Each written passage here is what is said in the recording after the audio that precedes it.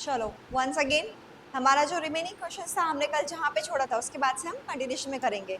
सो वही blood relation हम question पढ़ेंगे। पहले क्या करना है, क्वेश्चन पढ़ना है, आगे कैसे सॉल्व करना है वो देखेंगे, मिस नहीं करना है पढ़ने के टाइम, ठीक है। सो अभी क्या बोला गया है, K is the brother of N and X, यानी जो K है वो N और X दोनों का भाई है, ब्रदर है, यानी उसका साइन जेंडर हमें पता है। Y is the mother of N, अगर Y N की मदर होगी तो K की भी होगी और X की भी होगी, मतलब तीनों के जो मदर है वो सेम है, दैट इज Y। मदर आई तो नेगेटिव जेंडर, ठीक है। Z is the father of K, अगर Z फादर है तो वो तीनों के भी, यानी ये इनके, यस क्या है, Z K है ना, नहीं Z है, Z is the father of, हाँ ठीक है, Z और फादर हो गए तो ठीक है। अभी इसमें क्या पूछा है, which of the following statement is definitely false, मतलब इसमें से ये जो चार स्टेटमेंट दिए हैं गलत, इसमें से कौन सा एक होगा ही होगा, डेफिनेटली। डेफिनेटली मतलब वो पक्का है, होना है, ठीक है। फॉल्स ट्रू नहीं देखना है। अभी इसके लिए क्या करना है, हमें सारे स्टेटमेंट्स जो है बनाने पड़ेंगे, हम एक बाय एक करेंगे। फर्स्ट वाला statement number 1, Z is the father of X, अब Z जो है X का फादर है, यानी ये क्या हो गया, ट्रू, ठीक है। हमें क्या पूछा है, which of the following statement is definitely false, यानी ये ट्रू हो गया, ये हमारा आंसर नहीं हो सकता। Next, Y is the wife of Z, Y जो है Z की वाइफ है, ये भी क्या है, ट्रू। नेक्स्ट है, X is the son of Z, X जो है Z का सन है, मालूम नहीं है, मतलब यहाँ पे कुछ हो सकता है, शायद ये हमारा हो ऑप्शन, वो मालूम नहीं है हमें। K is the son of Y, K is the son of Y मालूम है, यानी ये भी ट्रू है। तो which of the statement is definitely false, ये वाला X is the son of Z, तो हमारा आंसर ये हो गया। अंडरस्टूड। क्वेश्चन कैसे उन्होंने घुमा के दिया, हम क्या करेंगे, अभी अगर हमने ये नहीं पढ़ा डेफिनेटली फॉल्स, अगर ये ट्रू पढ़ा, पहला ही स्टेटमेंट ट्रू आ गया हमारा, हम पहले ही ठीक कर देंगे, वाओ हमारा आंसर आ गया सही में।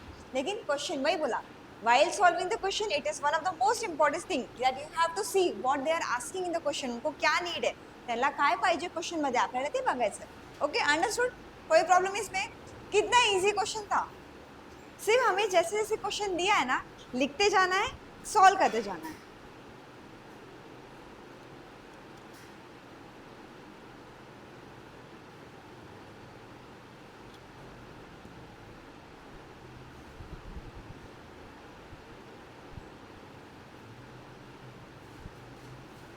और एग्जाम में जितना मिनिमम हो उतना मिनिमम हमें टाइम लेते हुए सॉल्व करना है, उतने कम डिनोशंस, उतने कम चीजें नोट करते हुए, अगर कुछ चीजें ओरली होती ओरली करना है वैसे।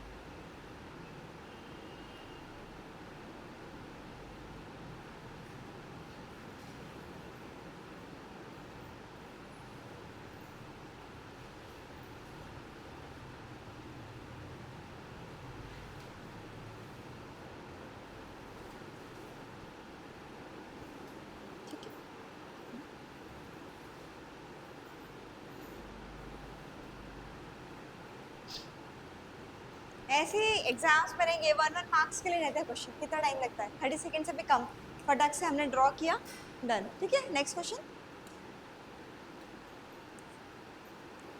अब यहाँ पे क्या पूछा गया है, B is the husband of P, अब सिंपल, जब जैसे जैसे डेटा दिया है वैसे वैसे बनाते जाना है। B is the husband of P, मतलब दोनों के जेंडर हमें पता चल गए, ये मेल ये फीमेल, ठीक है।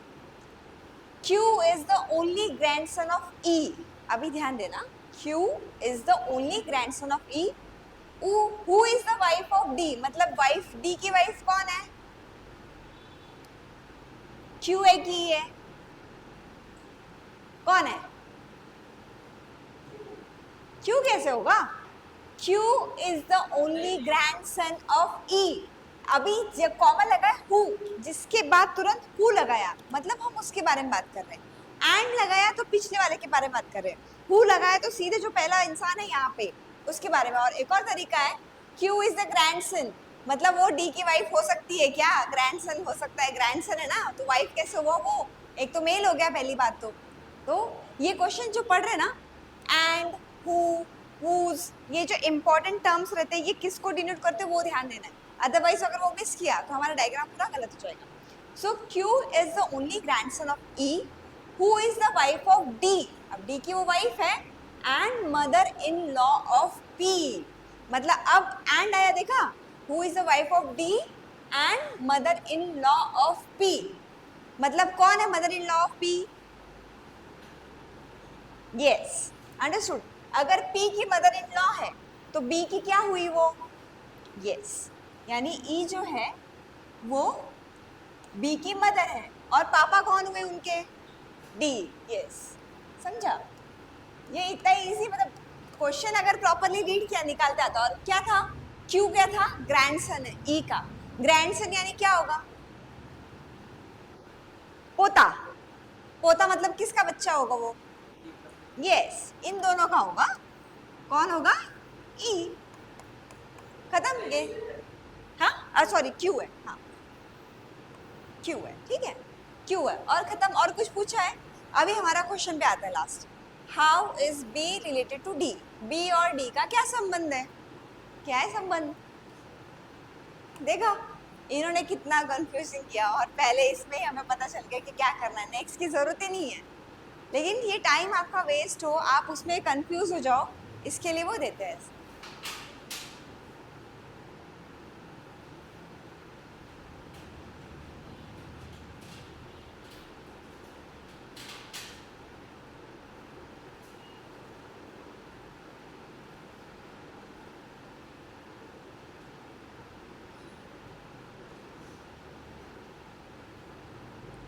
who, whose, whom, ये सारी चीजें याद रखना है.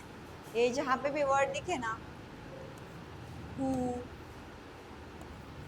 whose, whom, ये तीनों आए तो वो उस इंसान के बारे में बात कर रहे हैं जो इमीडिएट चल रहा है. एंड आया मतलब पहले जो बात कर रहे थे उसके बारे में कर रहे हैं. एंड ये क्या क्या बुक ना, देखो रीजनिंग के लिए भी RS अग्रवाल है. लेकिन ये जो क्वेश्चंस है, व्हाट हैपेंस इन एग्जामिनेशन ना, नाउअडेज कंपटीशन बहुत हाई है.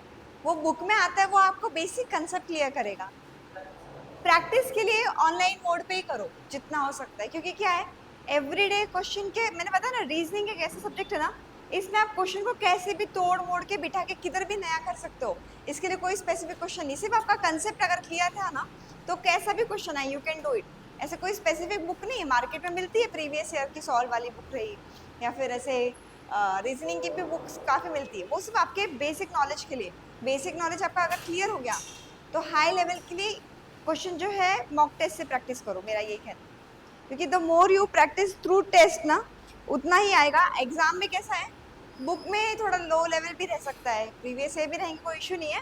प्रैक्टिस करना इज एनीवे गुड. SSC के क्वेश्चंस उठा लो, यार IBPS के. देखो अगर मार्केट में जाओगे ना, बैंकिंग के अगर प्रीवियस क्वेश्चन बैंक मिलती है रीजनिंग की, हमारे जितने भी पुस्तकालय है वहाँ पे पूछ के देखो, मिलते तो करो उसमें से प्रैक्टिस. लेकिन मेरा ये कहना है कि क्वेश्चन जितने तुम्हारे पास नए प्रकार के आएंगे ना एग्जाम में, वैसे आता है. एग्जामिनर जो है वो भी अभी चालाक हो गए बच्चों से. बच्चे भी चालाक है ना, सोचते कि हमें क्वेश्चन पता है हम कर लेंगे. उनका भी कि चलो ठीक है तुम्हें ट्विस्ट देंगे. मेंस का पेपर कभी दे के देखना, जब मेंस अभी प्रीलिम्स निकलेगा ना अपना, मेंस देखना, ऐसे क्वेश्चंस घुमा के देते ना, इजी रहता है. बट वो आपको क्या टाइम कंज्यूमिंग, आपका ब्रेन में जो है वो मल्टीपल डेटा आपको फीड करना है एक साथ में, हो नहीं पाता है. वो ऐसा लगता है कि बहुत एक कितना डिफिकल्ट हो रहा है क्वेश्चन. ये प्रैक्टिस है इसका एक सोल्यूशन. सेम मैथ्स के मैंने बताया फास्ट ट्रैक का RS वर्मा, राजेश वर्मा का जो हो गया, वो बुक कर लो, नहीं तो RS अग्रवाल कोई भी एक ले लो। मैथ्स वही सेम है, कंसेप्ट क्लियर है, क्वेश्चन की वेराइटी अलग है, क्योंकि वो बुक में जो है ना आपको कंसेप्ट दिया रहेगा कि बेसिक कैसा है आपका, लेकिन actually in examination what you have to do, आपको अपना बेस यूज करते हुए क्वेश्चन कैसे भी आए, मैंने बताया पहले कैसे होने का एग्जाम में, परसेंटेज का क्वेश्चन है तो सिर्फ परसेंटेज पूछेंगे, अभी ऐसा नहीं है, उसके अंदर वो रेशियो भी डाल देते हैं, वो एलिगेशन जैसे नहीं कि वो वर्ड रहते हैं, वो उसमें वो भी मिला देंगे, वैल्यूज कर देंगे, फ्रैक्शन में ऐड कर देंगे, पॉइंट डेसिमल सब कर देते हैं, उनका ट्विस्ट एंड टर्न रहता है पूरा चीजें। अभी जैसे ये मैं क्वेश्चन करा रही हूँ ब्लड रिलेशन का, ये सिर्फ यहीं पे सीमित नहीं है, व्हेन यू सॉल्व पजल्स करोगे ना तो पजल्स को डिफिकल्ट करके देंगे, ये यहाँ पे सिर्फ सिंगल दिया है, ये वाइफ है, ये हस्बैंड है, निकालो, इसका ही पजल आएगा, पजल जो रहेगा 5-6 क्वेश्चन रहेंगे, उसमें क्या है, अभी पी को ये गाना पसंद है, पी का ये इधर जाना पसंद है, ये शहर पसंद है, ऐसा आएगा, फिर पूछेगा कि पी फीमेल है कि मेल है, उसमें ऐसा बहुत पूरे क्वेश्चंस रहते लंबे, इसी को वो एडवांस करते हैं और कुछ नहीं। तो मेरा है बेस क्लियर करो, बेस क्लियर है तो आगे क्लियर हो जाओ, अंडरस्टूड, इसमें कोई डाउट?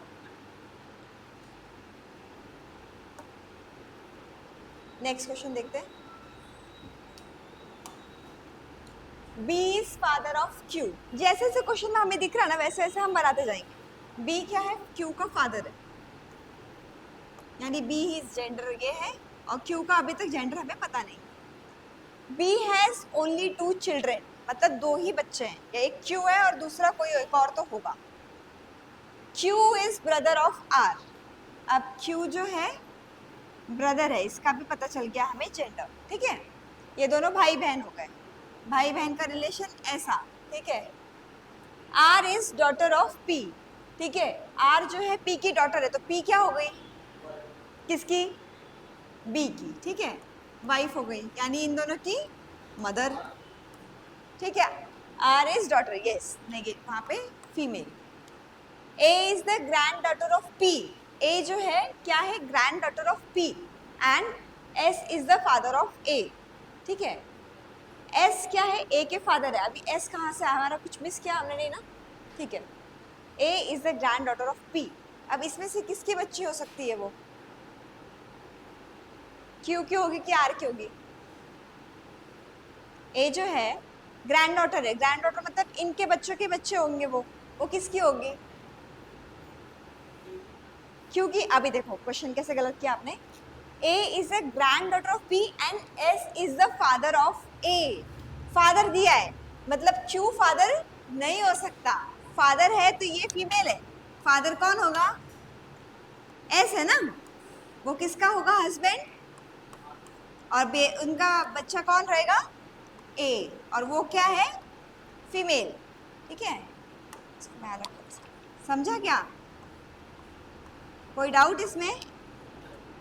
अभी देखो उसमें उन्होंने नहीं दिया था कि किसकी बेटी है और कौन है, क्या बोला है, A is the grand daughter, वो तो पता है ग्रैंड डॉटर है of P and S is the father of A, अगर S फादर है डेफिनेटली ये Q फादर नहीं हो सकते, तो S है, ये हो गया, ठीक है, ये हमारा डायग्राम, समझा, ये पढ़ना इंपॉर्टेंट है, क्वेश्चन में ट्रिकी है, अगर आपने ध्यान नहीं दिया यहाँ इसको बना दोगे आप उसको फादर, गया वो फिर क्वेश्चन, फिर क्या पूछा है, how S is related to Q, S और Q का क्या संबंध है, अभी ये जो क्वेश्चन दिया कुछ मेल खा रहा है, क्या पूछा उन्होंने, ये अगर हमने डॉटर नहीं भी बनाया होता चल गया रहता, S और Q का क्या रिलेशन है, यस, S जो है brother in law of Q है, ठीक है, अगर वही पूछूं what is the relation of P and S, yes, खत्म, कुछ क्वेश्चन है इसमें, कुछ डाउट है नहीं, इजी, सिर्फ पढ़ना है कि हमें चाहिए क्या, पूछ क्या रहा है वो, हम दूसरी चीजों हम सोचते कि अरे उसने इसका डॉटर दिया शायद उससे कुछ संबंध होगा, लेकिन पूछ कुछ और ही रहा है वो,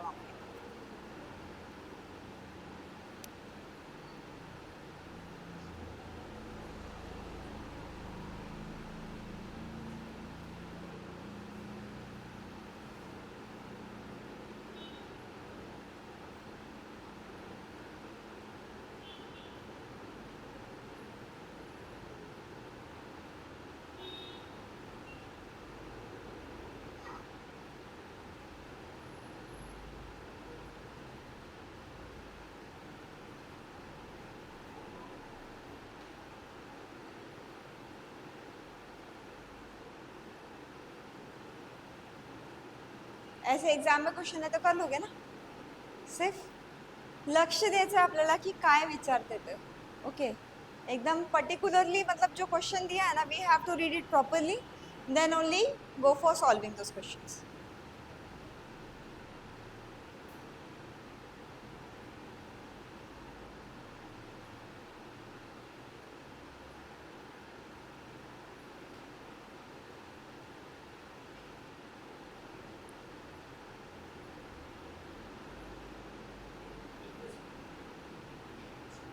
प्रीलिम्स ना मैंने बताया 30 क्वेश्चंस रहते हैं, ठीक है.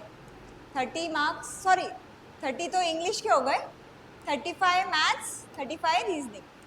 तो उसमें से जो है चांसेस आर हाई कि प्रीलिम्स है ना, तो इसमें एक या दो क्वेश्चन ही आए इसके. हर एक टॉपिक से लेते हैं. वो कितने टॉपिक हो गए हमारे, हमने जो पढ़ा है अल्फाबेटिकल सीरीज से 2-3 आ गए, इनइक्वालिटीज से 4-5 आ गए, उससे 4-5 दे देते हैं इक्वेशन. वो कौन सा पढ़ा है, ग्रेटर देन लेस देन, या ये फॉलो करता है कि नहीं करता है, वो हो गए. पजल से 5 आ गए, उसके बाद सिलॉक करके रहता है, उससे 5 आ गए. और पजल से 2-3 टाइप के 15 क्वेश्चन आ सकते हैं कभी भी, ठीक है. और ये इनके जो छोटे छोटे है, कोडिंग डिकोडिंग हो गई, उससे 5 दे सकते हैं. डिपेंड करता है, वो मैंने बताया ना कितने शिफ्ट में एग्जाम कंडक्ट करवाई जाती है. अगर यही 4 दिन एग्जाम चल रहा है, रोज 3 से 4 शिफ्ट होती हैं, तो 16 शिफ्ट पकड़ के चलो. एग्जाम का जितना दिन, कभी कभी 6 दिन भी चलता है एग्जाम, तो उसके हिसाब से उतने शिफ्ट है, उतने क्वेश्चन है, उनको उतने क्वेश्चन चाहिए रहते हैं, तो रिपीटेड रहते हैं. हर एक टॉपिक का 1-2 क्वेश्चन आता है, और चांसेस है कि कभी कभी नहीं भी आता है कुछ कुछ, लेकिन ये सब कॉमन है. ब्लड रिलेशन तो आएगा ही, कोडिंग डिकोडिंग आएगा ही, अल्फाबेटिक वाला जो है वो तो आएगा ही सिंपल. और वो मिसिंग वाला जो था नहीं, हमने अल्फाबेट्स किया, एक फॉरवर्ड और बैकवर्ड दोनों डायरेक्शन में वर्ड में कितने हैं, सब चीज़ें पता करना है, वो भी रहेगा. मैंने इसलिए कहा कि जब मॉक दोगे ना, आपको आइडिया आएगा कि किस सेक्शन से कितने क्वेश्चन पूछ रहे हैं. इससे पकड़ के चलो मैक्सिमम 5, मिनिमम 1 या 2, ऐसा ये सेक्शन से. क्योंकि अभी अपना बाकी क्या है, डायरेक्शन एंड डिस्टेंस बाकी है, उससे भी 1-2 क्वेश्चन आते हैं, या उससे 5 क्वेश्चन भी आ जाएंगे. वही पजल के फॉर्म में देते हैं, ऐसे करते हैं, ठीक है. पजल के 15 क्वेश्चन, ऐसा.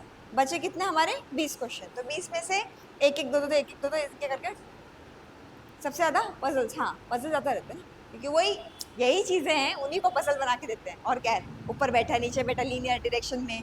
मैंने उस दिन पूछा था ना स्टार्टिंग में, पहला क्वेश्चन, आप लाइन में बैठे हो, तो ये ऐसे दे देते हैं पजल में कि 10 लोग बैठे हैं, वो इसके लेफ्ट में, वो उसके राइट में, इतना ये इसके कॉर्नर में, वो कॉर्नर में, उसी के 5 क्वेश्चन बना देंगे, ऐसा. ठीक है, ये हो गया done.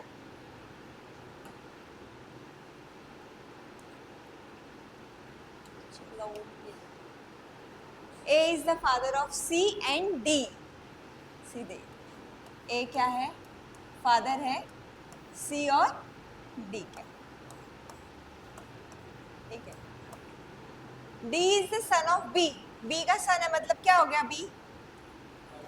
Yes, B is wife of A.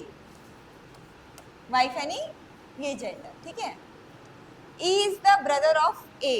E कौन है, A का ब्रदर है. If C is sister of D, अगर ये इसकी बहन है, जेंडर दे दिया इसका, ठीक है. How B is related to E?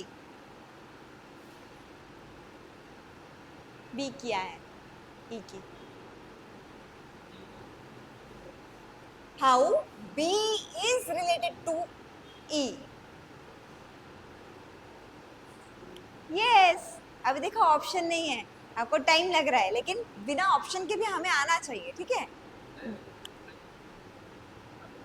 नहीं, अभी ब्रदर इन लॉ कैसे होगा, ये जो है ये है बी का ब्रदर इन लॉ, और ये इसकी क्या हो गई, सिस्टर इन लॉ. फीमेल आ गई तो सिस्टर इन लॉ, मेल आ गया तो ब्रदर इन लॉ. लेकिन किसको पूछ रहे हैं, ये जो पूछ रहे हैं, अगर यही उल्टा होता, how E is related to B, तब क्या होता, E is brother in law of B.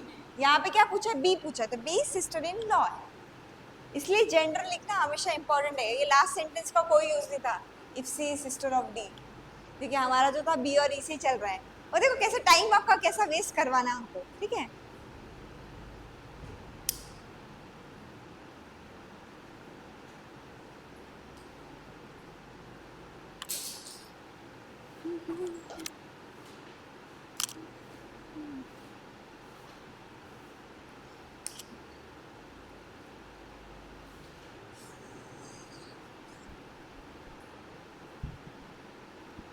अब ऐसे कितने भी आए एग्जाम में क्वेश्चन, मुझे नहीं लगता कि ब्लड एंड रिलेशन का कुछ प्रॉब्लम है। कोई भी डिफिकल्ट भी क्वेश्चन आए ना, खुद से एक काम करना, आज गूगल पे जाना, उनको बोलना मुझे एकदम डिफिकल्ट क्वेश्चन दो कुछ तो भी सॉल्व करने के लिए, और फिर सॉल्व करो। वहां पे आपको समझेगा कि आपका कंसेप्ट क्लियर है कि नहीं है।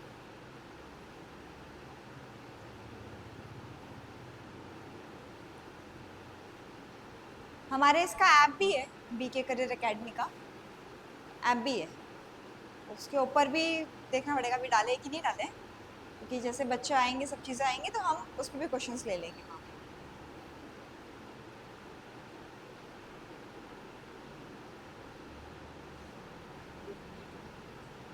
आएगी अभी जून में, जून जुलाई में। कैलेंडर पहले ही आ जाता है बैंकिंग का, ऐसा है ना, इसका कैलेंडर जनवरी में निकल आता है। ये देखो 6 महीने के अंदर, 6 से 7 महीने में पूरा प्रोसेस कंप्लीट होता है। तो इसके कभी वेट नहीं करना है कि नोटिफिकेशन आएगा तब हम तैयारी शुरू करेंगे, तैयारी पहले से ही। क्योंकि क्या होता है, प्रीलिम्स हो गए, प्रीलिम्स के रिजल्ट को 15-20 दिन रहते हैं, तुरंत मेंस का एग्जाम आ जाता है, और आपका फोकस किस पे है? क्लरिकल को कैसा है, क्लरिकल को सेकेंड 2 लेवल एग्जाम है, पीओ के लिए गए वहाँ पे इंटरव्यू भी रहता है मेंस के बाद में।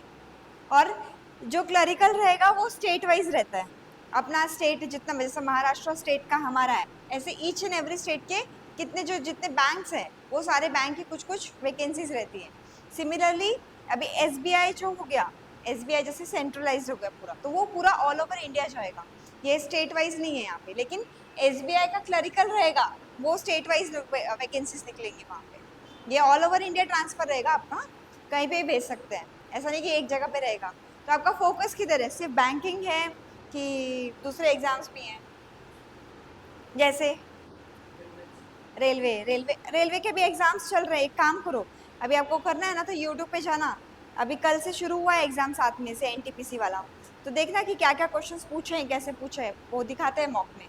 मॉक मतलब यूट्यूब पे जो रहेगा ना, उनके क्वेश्चन आते हैं कि क्वेश्चन आंसर, मोस्टली आजकल जीके के क्वेश्चन दिखाते हैं, लेकिन मैथ्स एंड रीजनिंग के भी एक स्पेसिफिक लेक्चर्स रहते हैं उनके, वो सर्च करके देखो जो हमने टॉपिक किया है उसमें से कितने आएंगे। और 2-3 साइट्स है, वहाँ पे जाओ, प्रीवियस ईयर क्वेश्चन जो है वो देखो, फिर अपने जितने टॉपिक्स कवर हुए, जैसे मैथ्स और रीजनिंग में जो भी कवर हुआ है हमारे टॉपिक्स, वो टॉपिक्स उठाओ, वो क्वेश्चन सॉल्व करो, फिर आपको समझेगा कि कंसेप्ट क्लियर है कि नहीं क्लियर है। ठीक है, आज करके देखना वो, जैसे कल लेक्चर नहीं है अपना, तो वही 2 दिन यही करो, सर्च करने का previous year question paper. In a family there are 6 members, ABCDEF, 6 लोग हो गए ये लोग। A and B are married couple, A being male member, अभी इतना दे दिया, यहाँ पे 6 लोग हैं, A और B जो है मैरिड है, A मेल है तो B क्या हो गई, सिंपल। फिर आगे क्या है, D is the only son of C, who फिर से है, who मतलब कौन आ गया, नहीं, C जो इमीडिएट है, वो एंड होता तो D के बारे में बात करते, पीछे जाना पड़ता था। D is the only son of C, C who मतलब जो C है उसके बारे में बात कर रहे, C who is the brother of A, मतलब A का ब्रदर कौन है, C, और क्या है, D is the only son of C, ये D क्या है, C का बेटा है। ओके ठीक है, अभी नेक्स्ट क्या है, E is the sister of D, sister कौन है, E है, सिस्टर यानी जेंडर वहां पे निकल गया। B is the daughter in law of F, B जो है क्या है, daughter in law of F, F क्या हो गई फिर किसकी, और A की क्या हो गई वो, यानी वो A की मदर है F, ठीक है। और क्या बोला है, whose husband has died, जिनके हस्बैंड नहीं है, यहाँ पे क्या बोला गया था, there are A and B are married couples, ठीक है, 6 मेंबर्स है, एक ये मैरिड हो गए और इनके जो हस्बैंड है वो नहीं है, ठीक है। 6 लोग हो गए, 1 2 3 4 5 6, ठीक है, खत्म। 6 ही लोग पूछे थे वहां पे। How E is related to C, E और C का क्या संबंध है,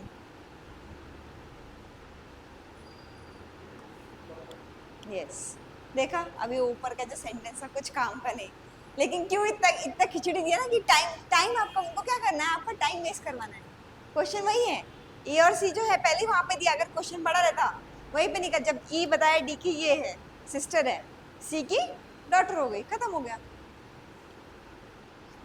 अगर मैं दूसरा क्वेश्चन पूछूं, how E is related to F, E और एफ का क्या संबंध है? यस, ये हस्बैंड वाइफ का रिलेशन ऐसा, ठीक है, वो एरो ध्यान रखना जो हम कर रहे हैं।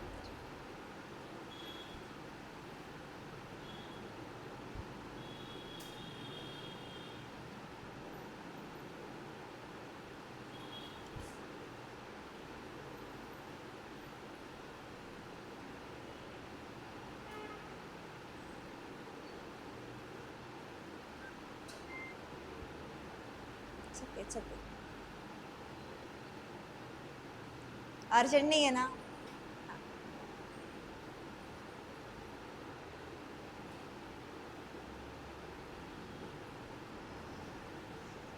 क्वेश्चंस बहुत इजी है हमारे पास, ठीक है।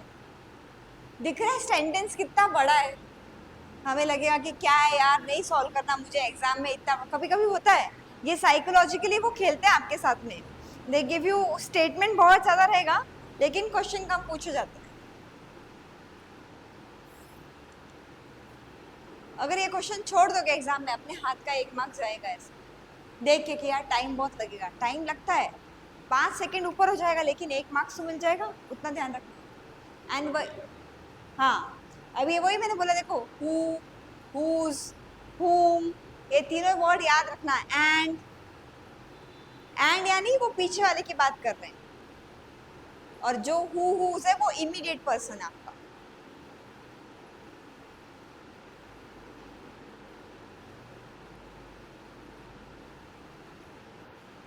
अभी क्वेश्चन पूछ देती हूँ, how B is related to E, B और ई का क्या रिश्ता है?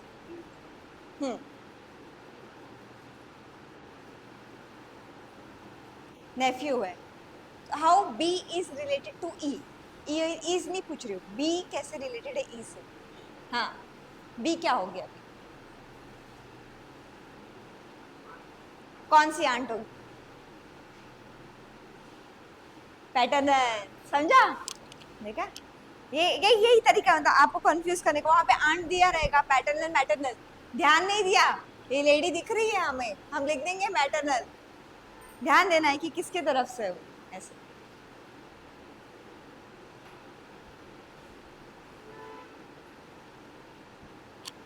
रीजनिंग को one of the easiest topic कहते हैं, ठीक है। अगर आपको मार्क्स स्कोर करना है ना, लोग 35 आउट ऑफ 35 लेके आते हैं रीजनिंग में। सोचो 20 मिनट में पूरे क्वेश्चन सॉल्व करके पूरे मार्क्स लाते हैं, और यहाँ तक कि ऐसा भी होता है ना कि लोगों के टाइम भी बचते हैं, उसके बाद भी सॉल्व करने के बाद भी time is remaining for them.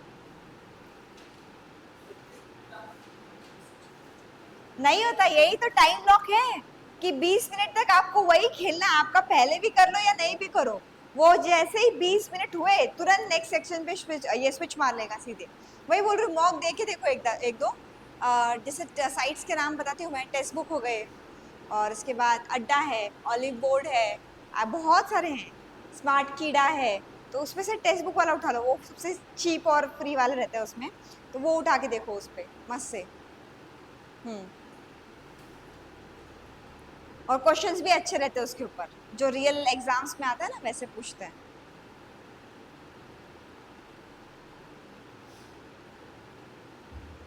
मतलब अफोर्डेबल है कोई भी बच्चों को वो लेने के लिए, वो साइट जो काफी,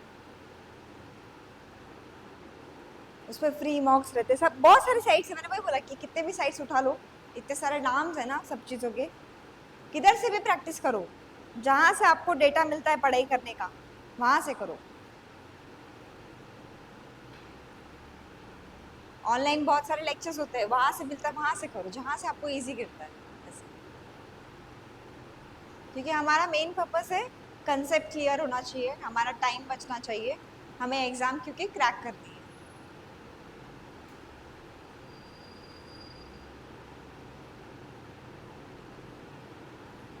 ठीक है।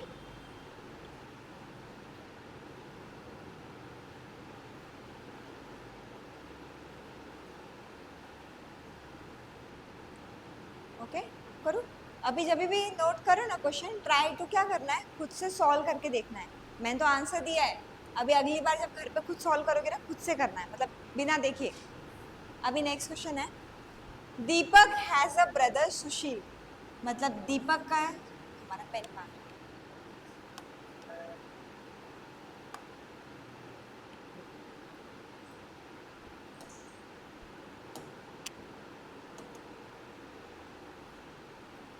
अब पेन आगे जाता, हम पहले सॉल्व कर लेते हैं, उसके बाद वो करेंगे।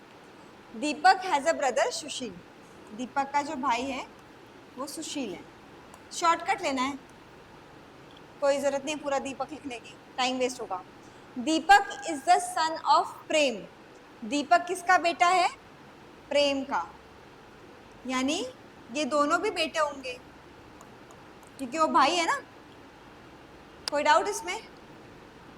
विमल इज प्रेम फादर, मैंने इसको थोड़ा नीचे लेती हूँ क्योंकि क्या है ये और ऊपर ऊपर जा रहा है। हाँ क्या है, दीपक इज ब्रदर ऑफ सुशील, भाई हो गया उसका, निकाल दिया। और प्रेम क्या है, पापा हैं दीपक के, ठीक है, तो वो दोनों के पापा हो गए। और उसके बाद क्या बोला गया है, विमल प्रेम के पापा है, ये इनके पापा है विमल, ठीक है, पापा पापा पापा। In terms of relationship what is Sushil to Vimal, क्या है सुशील विमल को, ग्रैंडसन कैसे, ठीक है। अच्छा Deepak has, sorry Deepak has a brother, यानी ये भी भाई हो गया, मुझे लगा जेंडर नहीं दिया, ठीक है, वो जेंडर दिया इसके लिए, अगर जेंडर यहाँ पे ब्रदर नहीं लिखता, यहाँ पे लिखता कि दीपक इज ब्रदर ऑफ सुशील, तो डाउट है, यहाँ पे सुशील को बता दिया है ब्रदर है, तो हम कह नहीं सकते कि वो फीमेल है कि मेल है, यहाँ पे पता है उसका जेंडर, तो ये दीपक क्या हो गया, भाई है उसका, तो सुशील और विमल क्या हो गए, ग्रैंड सन, सुशील और विमल जो है ग्रैंड फादर, समझा। तो क्वेश्चन भी देखो, क्वेश्चन इजी है, सिर्फ उन्होंने बताया नहीं कि कौन है क्या है, जेंडर लिखना इसलिए इंपॉर्टेंट है, जेंडर का इंपॉर्टेंस क्या है वो देखो।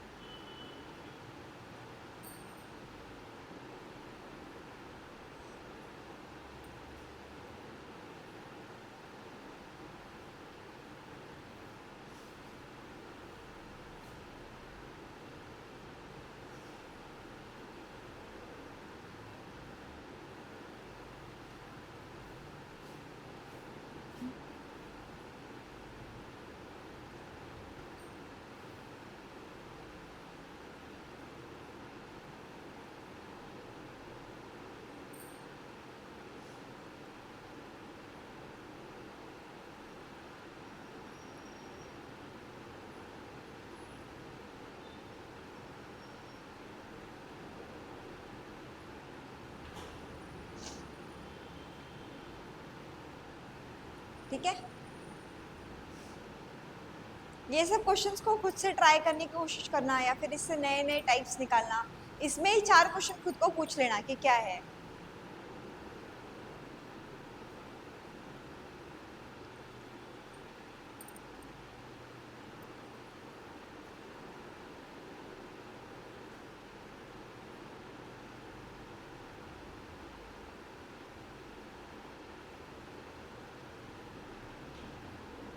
ठीक है चलेगा, नेक्स्ट क्वेश्चन।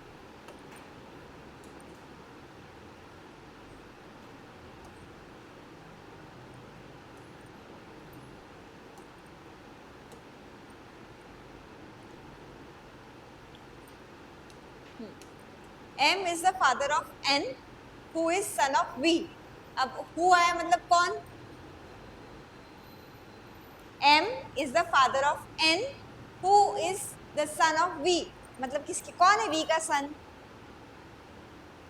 यस वही जो इमीडिएट पूछा रहे ना जिसके बारे में, हु जिसके पहले, नहीं क्वेश्चन ही, अभी यहाँ पे मैं आपको क्वेश्चन पूछ रही हूँ, यहाँ पे दिया हुआ है who is the son of V, who W वाले जो WH क्वेश्चन रहते ना वो क्वेश्चन मार्क ही रहते, लेकिन यहाँ पे हमें स्टेटमेंट में दिया है, मतलब क्या दिया है, M is father of N,